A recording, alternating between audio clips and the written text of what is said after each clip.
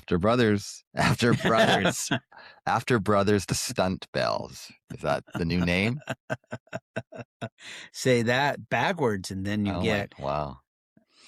After the Bell, the Stunt Brothers. That's what we get. That's where you're supposed to get. Sometimes it takes two of us to get the show rolling, and it always takes two of us. So what episode is this? This is episode 63 of After the Bell. 63. So then season 2, 33? Yes, that's it. Wow. Yeah. And this is where we're online on video with Riverside again. I'm Martin Stubel along with Roy Hunt. Yeah, and we are the Stunt Brothers, and yes, just merrily moving along on our season 2 here. Well, it's interesting. It's taken me a while to get used to hearing my voice, and now I have to look at myself. There you go. We'll look at the camera. We don't have makeup people. Yeah. I know you find that hard to believe. It's hard to believe. It's hard to believe. We're 95, actually, so we're looking pretty good for 95. Looking pretty good for 95. Yeah. So how you been doing? How is Mr. Hunt doing? I've been doing well. Yeah. Caught up in the great weather that we've been having. It's been nice. Spring has finally come. Yes, and kind of break from all the rain. And with that great weather, south of us, they had a rocket launch. They did. And I must say, it's bringing back some of my boyhood joys of the Apollo missions and all those things that I was just too young to really appreciate, but I was aware of them. And now it's been 50 years, and Artemis is going back to the moon. Going back to the moon. Yeah, well, doing a slingshot around the moon. Yeah. Right. And with a Canadian. Yes. Yeah. Hansen is the Canadian. Great. I've seen him interviewed a couple times on CBC. Just a real great ambassador for Canada. Like, he really is just it seems like a good, kind-hearted bear of a man, because he's tall. I think he's pushing 6-7 feet or something. He's a very, very large man. Just so well trained, so well educated, so thoughtful, so kind, and it's just wonderful to see him there as they make their way around the moon. Yes. So you've been watching it? I've been watching it a bit. Yeah. And I was interested in knowing really how fast are they going through space once they escape the Earth's atmosphere. So they are traveling approximately 1,913 kilometers an hour. And once they get to that speed, they're actually not using any power anymore. First, they use the moon. First, they use the Earth to go slingshot around, and then they use the gravity of the moon. And that's what's powering them, right? It's remarkable to do something that really, Newton and Einstein talked about in theory. And now here it is in practice. Well, and what I'm really interested in knowing is, as they're traveling at this great speed, how are they solving their plumbing issues? They have had trouble with the toilet. They have. Right? They have. But what am I going to say? Occam's razor, my friend. Occam's razor, right? It got frozen. So what do you do? What do you do to unfreeze something when there's some urine has been blocking it because it's frozen? Well, that's one theory. They've tried it, but they're still having a bit of a problem. But yes, because they released the urine outside of the spaceship. Yeah, and they also turned the spaceship towards the sun to try to melt it, right? To melt the frozen urine. Wow. But they still have another plug happening in there. And it's amazing to think, there's 5 of you in this small capsule traveling at this incredible speed, and you can't pull over to the side of the road and say, let's fix this. No. You just have to do it while you're moving. You're kind of like, the show has started. You're on. You can't just call someone up and get a plumber in there, right? Right. Kind of reminds me of something. Yeah. Kind of, except instead of 5 people in a capsule, it's maybe 27 people in a room. Yeah, it's just like teaching, really, right? Like teaching. Right? Things are going on. The show has started. Things go wrong, and you just got to deal with it on the fly. Right. You can't. It's hard to stop the machine once it gets rolling, and so you have to pivot. And well, I'm glad we don't have to deal with toilet problems in the classroom. But we have other things going on, But there are other things. And to bring it back to Earth, isn't that? Yeah. Go there. We kind of have to pivot in the sense of looking at the education system, and we've seen things that on the fly we go, there's something going on in this class. We've noticed things over the years. We've talked about it. It's the attention we've talked about with Andrew Cantarutti. It's other issues. Is it too much technology? But a lot of it has to do with also the scores that are happening in terms of science, math, and reading. Yeah, I like to use the analogy of, trying to find a problem with your car.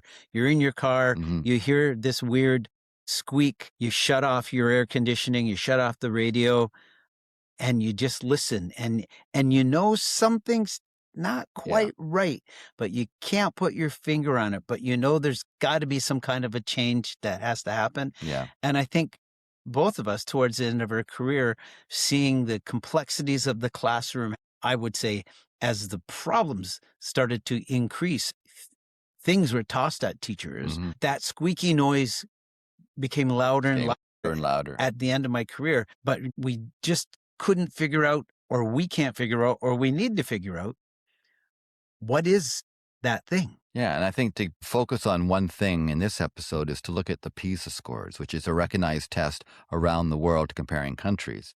And there are those in the academic world that have looked at it. They've looked at Canada's scores, which have always been in the top 10. We've always done very well, but there seems to be slight dipping going on. And there were certain COVID things and things that happened there, but some say it's beyond that, right? And I think it wouldn't hurt to maybe talk to someone and talk to what we discovered was a Professor John Richards, who's with SFU. He also is a fellow with the C.D. Howe Institute, and he's written a paper just about how it's just like that proverbial frog in the water that's starting to boil, right? It's slowly getting worse. And sometimes when things are slow, we don't react fast enough. And I think he and his colleagues are trying to bring attention to this dip in Canadian scores.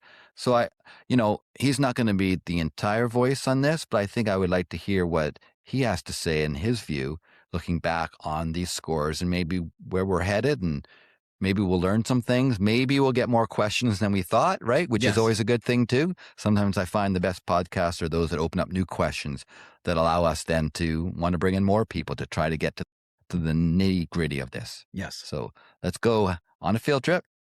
No homework this week. We got a field trip with Professor John Richards. Here we are with Professor John Richards. Thank you, John, for joining us. We're excited to welcome a guest who brings both deep expertise and a national perspective to one of the most important conversations in education right now.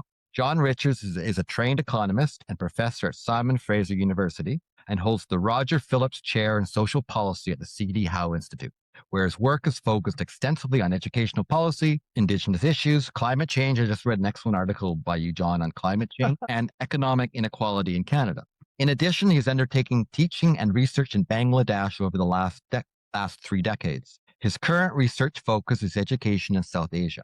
He is the co-author of The Political Economy of Education in South Asia, published by the University of Toronto Press and reprinted in Bangladesh. His most recent activity is as one of 3 who prepared a final report on an ambitious NGO project to reintegrate 70,000 children who had dropped out at an early grade or had never enrolled. I'm hoping maybe at the end we can get a bit into that, because it could be a whole other podcast, so we'll see, but that would be fun. Over the years, John has become one of the country's most respected voices when it comes to student achievement and long-term trends in literacy, numeracy, and learning outcomes. I find his research doesn't just sit on the shelf. It actively shapes public debate and challenges educators, policymakers, and communities to think differently about what's happening in our classrooms. Today, we've invited John on to help us unpack a growing concern: the decline we're seeing in math, science, and reading scores among Canadian students. What's behind it? How worried should we be? And most importantly, what can actually be done? John, welcome to After the Bell. Thank you for flattering. So because this is a podcast about teaching and about teaching issues, I have to ask you something about teaching. And the question I want to ask you is, do you have a favorite teacher from your past that had an impact on you? This will take up half the hour, which, who would I say? I've worked for the last 2 decades of my academic role, and the manager, director of that particular public policy school, she was very good. Now, that's not really what you want. Is there someone, like, go back even to the secondary? No, of course. I'm too old to go back and All right. failed the first. So K-12 teachers report that students are often 2 to 3 grades levels below reading and in reading and math.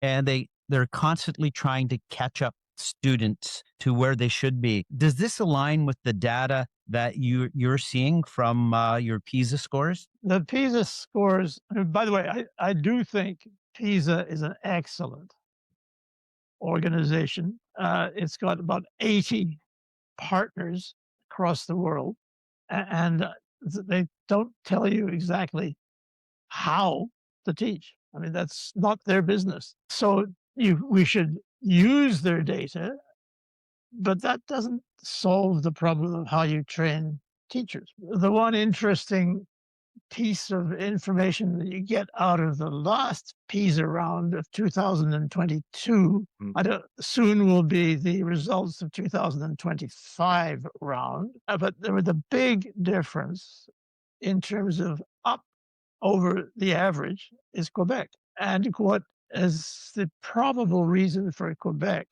is that their secondary level teachers have got more math under their belt as becoming teachers than on average in the other provinces. And that's probably the best explanation. Do you feel that there's been some changing in the way we teach math, that it's become more inquiry based, right? Well, Where let's discover the answer rather than learning, we need to get some of just the hard nitty gritty down pat first? I mean, I admit that I'm an old fashioned person on this stuff.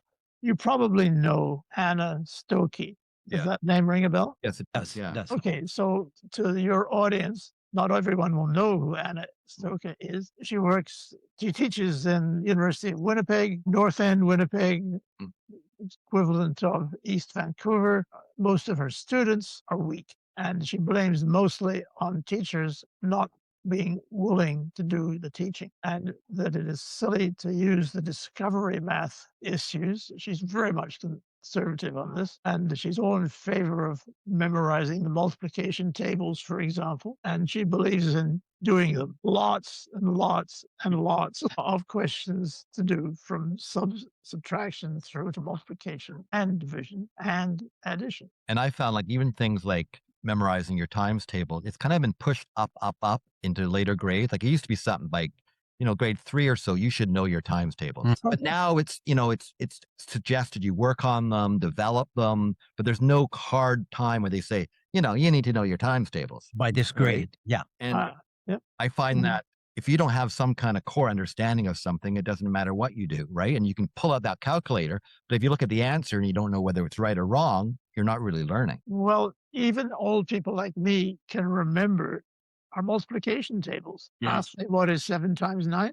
63 pops up without having to wait for the brain to work. So, I mean, a lot of this stuff should be at the lower grades, kids under age 10, flexible brains, and most kids can do basic arithmetic. Yes. Do you worry about, especially now, because we seem to almost be going in the other direction with AI and all these new things, that rather than going back to what you're talking about, we're actually going further away in the other direction? No, I agree. I mean, I have a very pessimistic view of this. The math is one component. The moment that students can get hold of a mobile phone, cell phone, they don't have to learn anything. The worst of it is writing. I mean, it is so damn easy now to do it via AI. Yeah. And what a good second level teacher in literature in grades 11 and 12. It's a magnificent contribution to that kid's education. Organizing, writing it down. You're not expecting it to be a brilliant thesis at grade 11, but doing that is worth doing. I like the way you wrote in one of your papers, like grade 10, having to mark those essays is pretty hard. They're not very good, but they shouldn't be good. They're learning. No. And it's better, to me, learning is messy. It is messy. And yes. I've even heard that, and I have to say, for most classrooms in elementary, I think they're still doing it the old fashioned way when it comes to writing. But I have heard of some schools in America mainly, where they'll use AI to generate ideas for their stories in elementary school, to come up with the kind of to me, that's taking away the cognitive ability of your brain to do the work, and you've offloaded it to this computer. And that is, like, it's one thing if you've got the skills and you're using it. And if you're working on a trip to Mars and you're a physicist and you're using a calculator, well, that's okay. You've got the skills and it's a tool, right? But you Yeah. need to have developed those skills Mhm. first. The paper that I guess first got my attention that you wrote was the case of the boiling frogs, right? Credit for that title is not mine. Yeah. It's a longtime friend who works at the CD Howe. He said he went over the weekend. He didn't like the title that we were fiddling with, and he came up with the boiling frogs. Mhm. So he gets at least half the credit for that particular monograph. And it's good. And I first heard it, I think, when I was at university in the late 80s, and Dave Suzuki came to Yes. speak about what we're He facing. had boiling Climate frogs, by the way. Yeah, but that was his big comparison to what's happening to the climate at the time. Mm. We're like frog in water that's slowly hotter and hotter versus when if you throw the frog in boiling water, it's going to jump out, right? Yeah. So why do you think that? Is it kind of like you see has there been a quiet decline in the PISA scores? It's not sudden. It's not like Canada suddenly seen their scores drop, but it's been a slow drop and people maybe don't take it seriously enough. That's right. And the way PISA was set up, 3 subjects, reading, math, science. They benchmarked. Now, what that means is that among the countries at that time, in the first decade of this century, there were about 35 OECD members. And so they used as the benchmark, 500 was the average, and with 100 points as the standard deviation. And so that was the benchmark.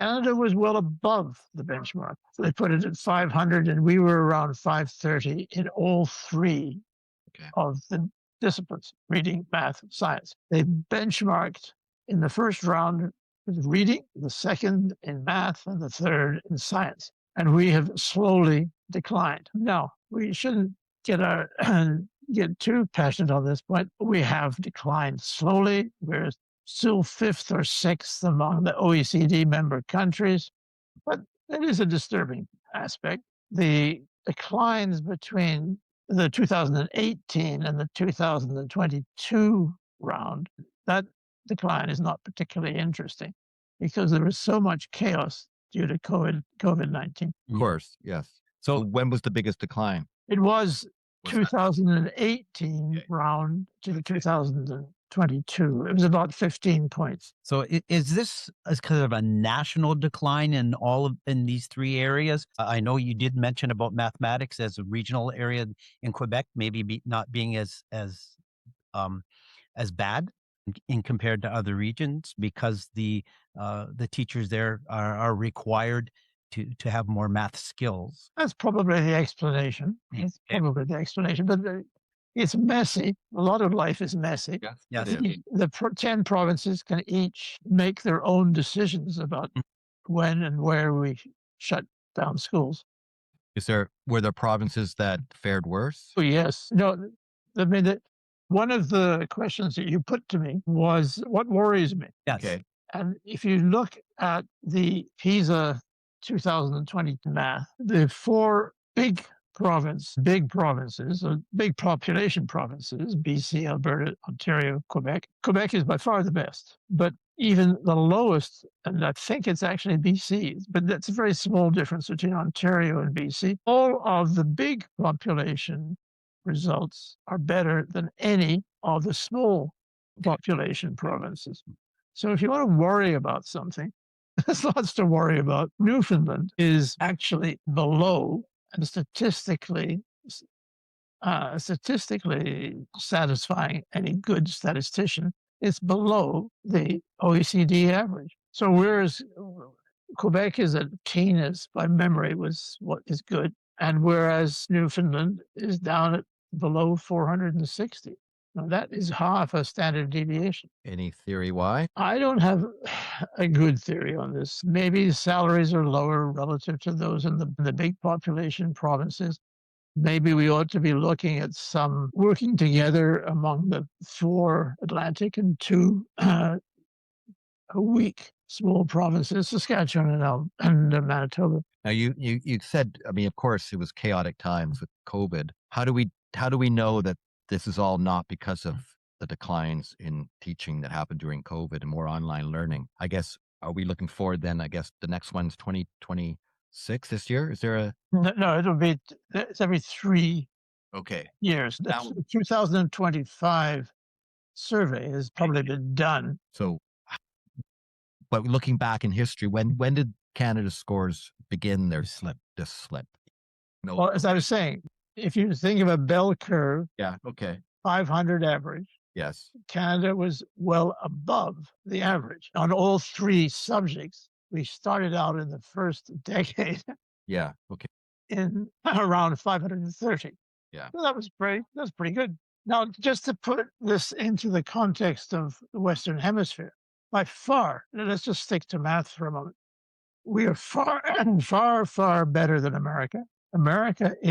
US is below the OECD average. Every country in Latin America is below the OECD average. Which countries are doing the best? Well, in Western Hemisphere, it's Canada. But But if you want the best, of the OECD, it's Southeast and East Asia. If you want to be very simplistic about it, people in China, Taiwan, Korea, Vietnam, the actual top was in Singapore. and is that across the board in all in science, math, and reading? Can't stop families in East Asia from telling the kids to go back to the room and study some math more.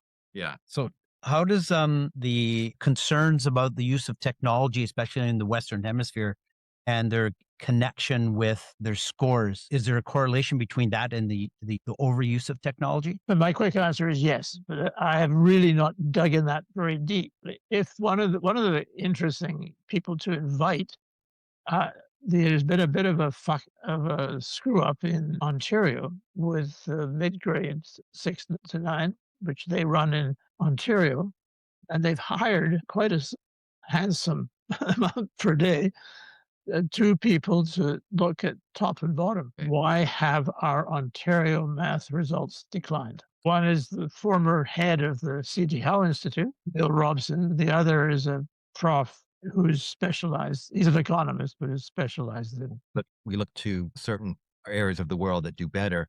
But do their families promote more learning, more reading? Then maybe we're losing that too. Do you think at the home, where we don't go home to where we see our parents read? We're surrounded by books. Everyone gets out their screen. Like, I think it's not just the school that may be affecting this. Of course. It's a societal thing, right?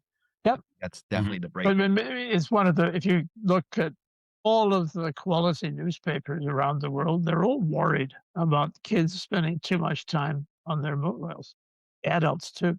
Yeah. Yes. I mean, it's the talk of the day. It certainly is, right? Humans, we talk a lot, then we jump onto the next one. Here comes AI and we jump onto it, right? Right. So that's the concern.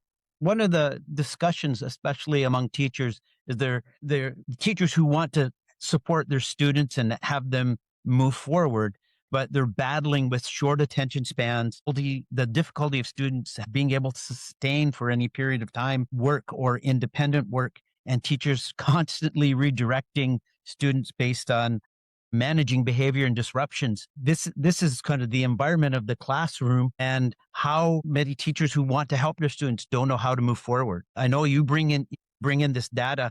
So what do you think? Well, one, let's not say Canada is in the bottom. It's doing reasonably well. Getting teachers to make their subject interesting, that's part of being a professional. Yeah, absolutely.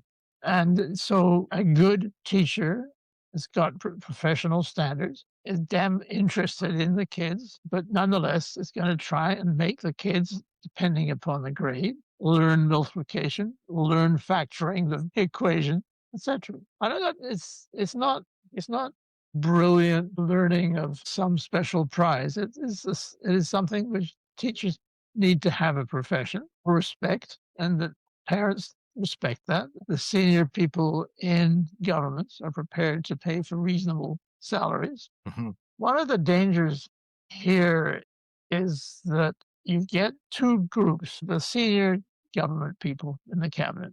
They've always got various things they would like to spend on. And then on the other side, you've got a tough teachers union, and they just battle each other.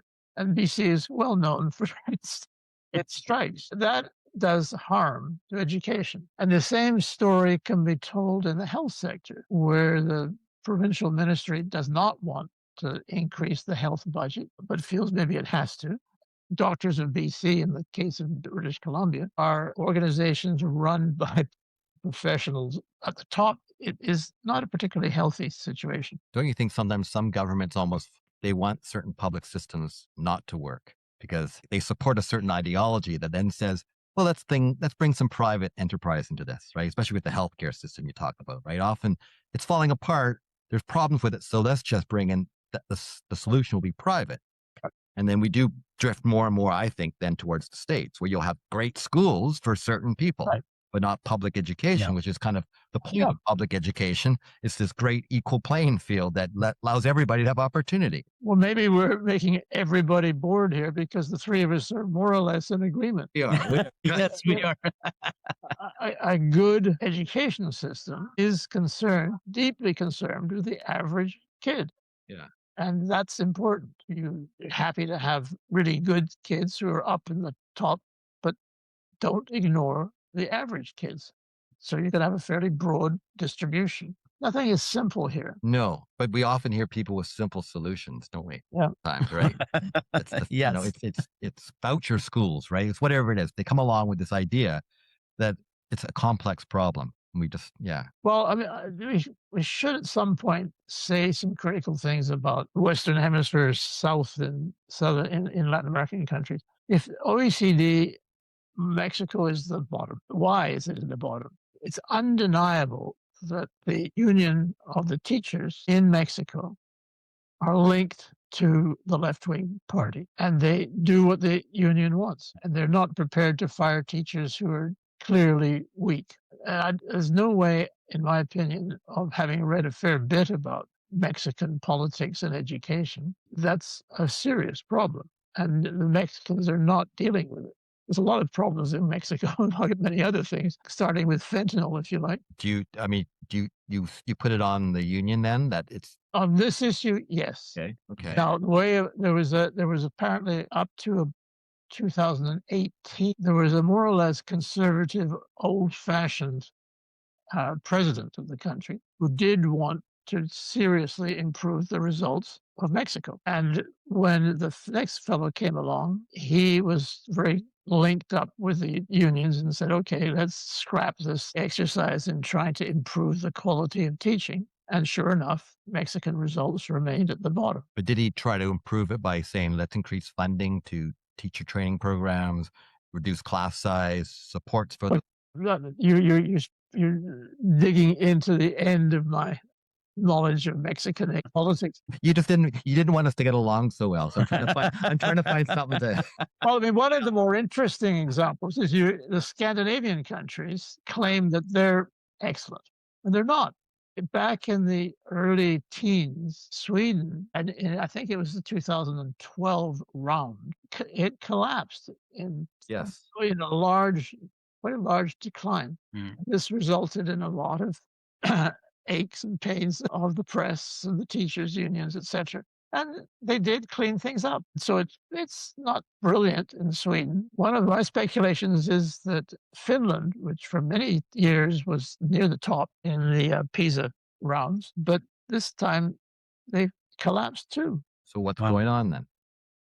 I'm dug here and there for explanations, is that when Nokia, the electronic firm, collapsed, there wasn't the same incentive of kids in secondary level or then going into math and post-secondary. There's no longer the same incentive because you can't get the same career in Finland that you could prior. So then when we have this continuous decline, what are we looking at as for the long-term risks for a country? Long-term risks for Canada, let's say, if we don't address these issues? There's no quick answer to that. One, I do think we should be concentrating more on the 6 small population provinces. The biggest one is formal education among the indigenous population. The Métis are far better off than the First Nation. The problems are worst in the prairies, and that's a real problem which is very delicate and very hard to work with.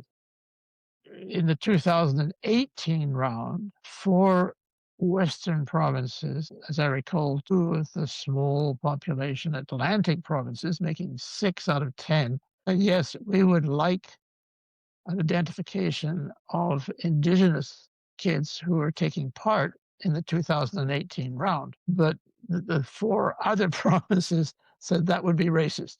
Now, one of the interesting little bits of history here is a good friend of mine who's a senior guy in education ministry in Victoria was part of constructing assessments of both native and non-native in reading, writing, and math. And we still have that. There are the unions, teachers' unions, try and kill it every time they can. It has survived, but it is the only province that has an assessment system that publicly identifies what's going on among students, in Indigenous students and non-Indigenous students. Now, that's a crude breakdown, and there's been a lot of statisticians trying to figure out what's going on.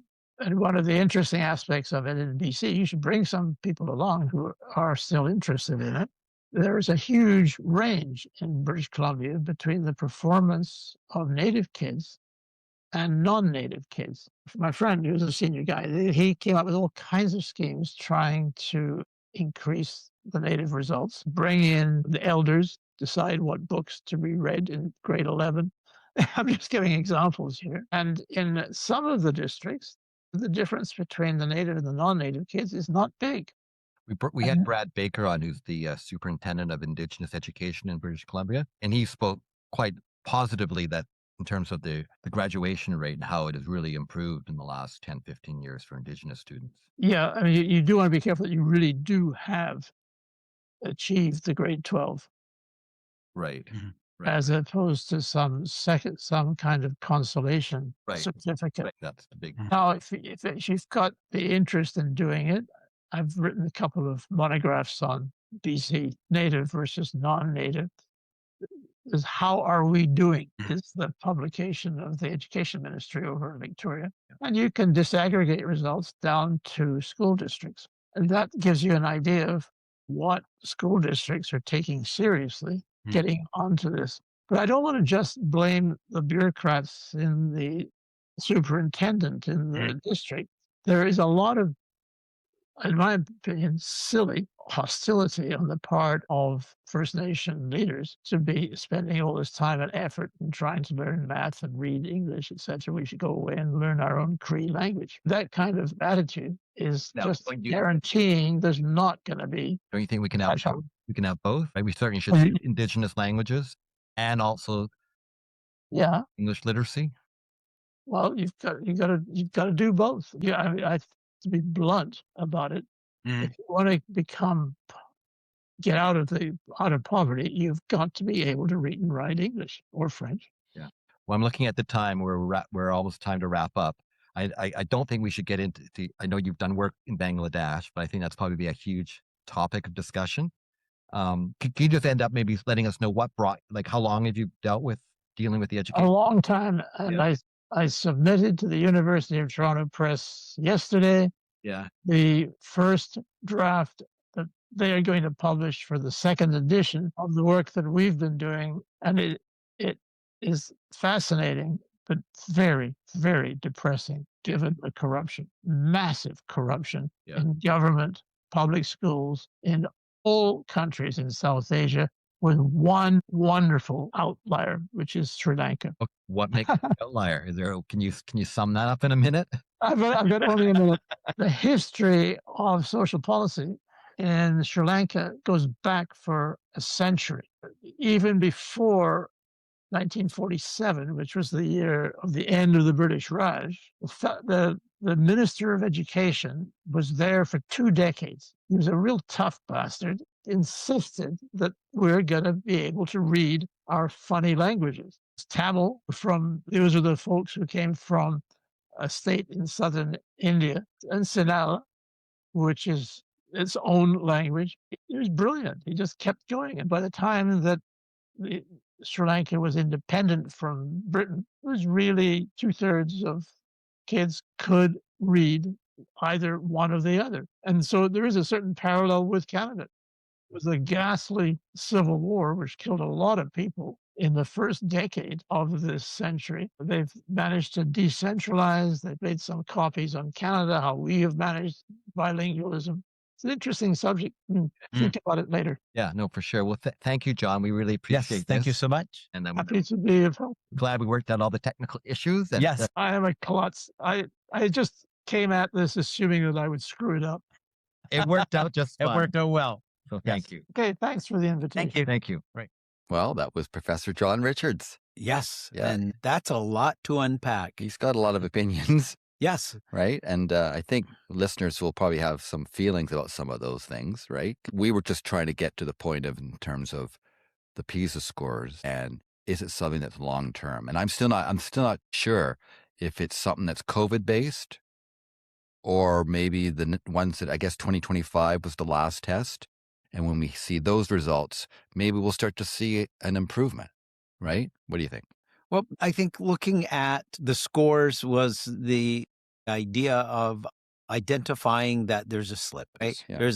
There's a problem in the areas of science and math Mhm. and reading. But with those scores, then the issue isn't say, oh, just get better at reading, or just get better at No, science, no. or just get better at math. It's a veneer, if you want to look at it. It's a veneer of things that make education successful. Yeah. So we have to start peeling back some of those layers and looking at them. You're absolutely right. It's getting those layers peeled back. And John himself used what we've talked about. How it's messy. It's messy trying to get the answers, right? And we often look for simple solutions. And I think we're just trying to explore, talking to different people, and peel back those layers and figure out what's going on. Because you are right.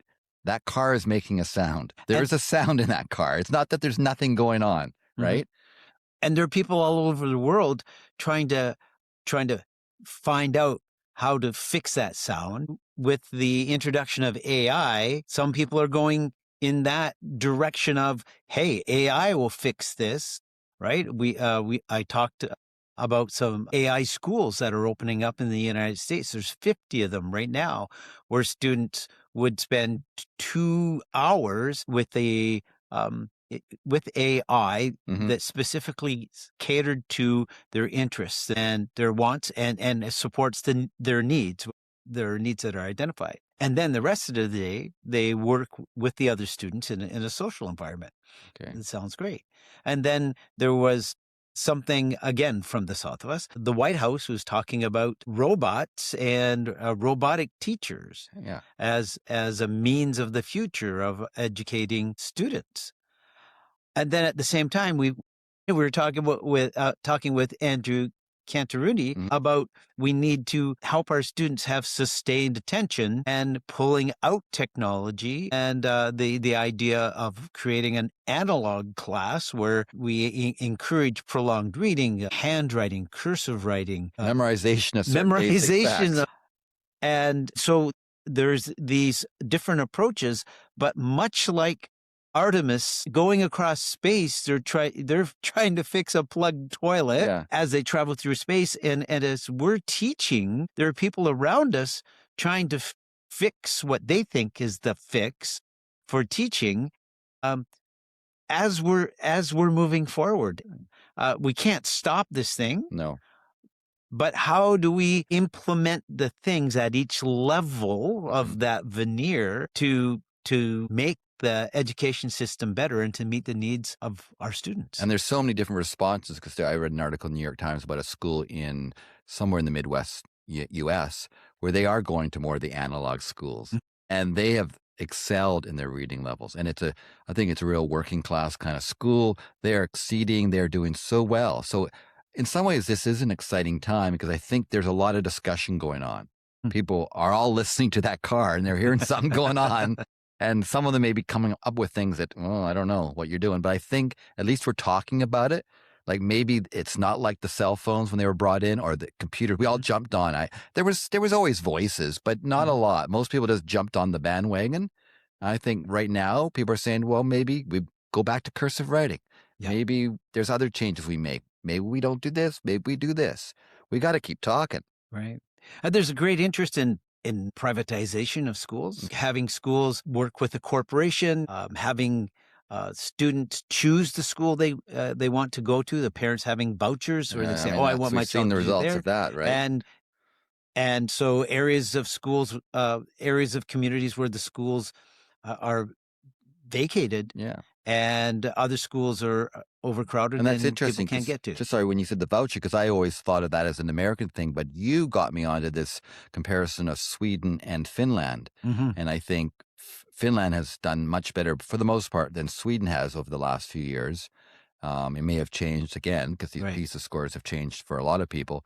But Sweden actually was doing a kind of a voucher system. Yes. Right. There was privatization going on in Sweden. So maybe that explains it. Like that, those are the layers to this that makes it so complicated. Well, and the view from that is, well, if we create a competitive environment, then those people will work hard to keep that level up, and that competition will bring up the student scores and improve the quality of education. It didn't work. That's the theory, right? But it doesn't work. And then on the other side, when you're talking about Finland decided to go in a direction where let's value our teachers. So what they did is they upped the ante for teachers. All teachers have to have masters. Yeah. Yeah. Those teachers are paid quite well. They are. And then when you're looking at jobs for engineers and for doctors, those teacher salaries are in that range of professionals. And they're well respected. People want to be a teacher. The waiting list to get into university, to get into the master's program for education in Finland is long because it's such a well respected job. I think that plays a big part, right? Yes. John talked about Mexico, right? He had some opinions on there that whoa, really? Okay, I wasn't so sure about. But I think part of it may be the status of the teacher and what they're dealing with and the struggles that Mexico is going through with many levels, right? Yeah, well, and that's it. That's the other layer, right? I mean, we as we are part of a union here in BC. I can remember the number of times I was out on strike. Yeah, and to improve our wages.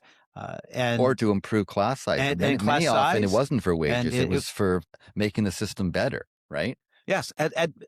But did I want to be out of the classroom? No. I was someone who loved teaching, but I wanted an improvement in the conditions in which I taught, and I wanted an improvement in my wages. And as a result of that, I stood on the picket line.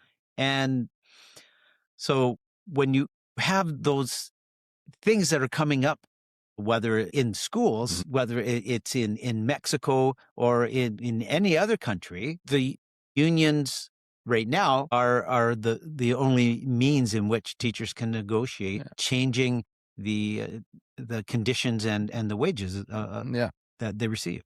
So as with all things Stunt Brothers and After the Bell, we want to hear your voice, right? And we have guests on that sometimes we agree, sometimes we don't. We want to hear your voice. Maybe we'll agree, maybe we won't. Maybe you won't agree with us. This is why we're organic, right? Maybe some things touched a nerve today. Maybe some things you disagree with. Some things you go, yeah, bang on. Let us know. Go to our website, go to our Facebook group After the Bell. Find us at stuntbrothers.ca and let us know. Share, share, share. This is how we get better. This is how we learn. This is part of our professional development, I find, right? Getting this chance to hear people from different places, from academia, from those working right into the trenches, other areas of mental health, all those things that we've been bringing on to our podcast over the last 2 seasons that I think help all of us. So thanks, everyone, for listening, and we'll see you again on After the Bell. I look forward to some great comments. Yes.